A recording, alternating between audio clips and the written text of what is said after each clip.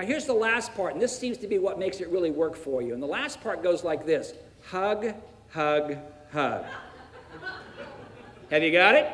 So we're going to do what as our third part? Hug, hug, hug. Let's try it and see how it works. Here we go. But you don't know what it's like. You should have to deal with the people I deal with every day. Oh, I am so sorry. They will leave.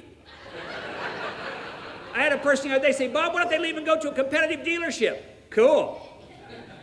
You don't want them there. You don't want them in your organization. You're not going to change them. The best thing you can do for your organization is to do what? You've got to get rid of them. You've got to get rid of them. And I know that's hard for some people to do. Most of you people that are in business have a very hard time dealing with your people. You do, and I'm telling you folks, the number one thing you got to learn if you're going to be an owner of an organization is your number one most expensive thing is what? Your people. Every month you spend more in salaries for your people than you'll spend on anything else in your organization, and it's the one thing that most of you have a hard time dealing with, and you got to get good at it. You're never going to have the kind of profitability in your dealership that you want to have unless you get your arms around and you get comfortable dealing with people that are negative, bitching, whining, complaining people. You've got to clean it up.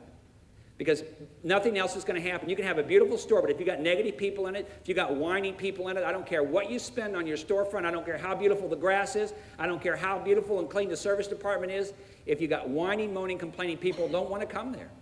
People have too many choices today. They do not have to come to you. They do not have to come to you.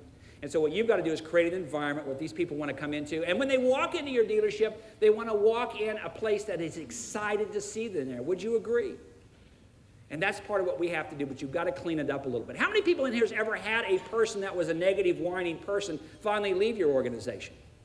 And how many people in here notice the change in the attitude of your people inside of your organization? As a matter of fact, I tell managers, when a person that is a negative person leaves, do not replace them, because I guarantee you, I don't care if it's in the service department, if it's in the parts department, if it's in the sales department, if they leave, do not replace them, because I'll show you how much performance you were losing by having them there. Because as soon as they leave, you hear a collective sigh of relief from everybody going like, I can't believe you left them here that long.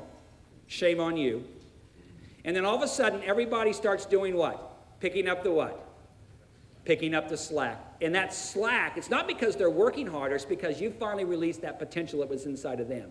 You got to clean it up.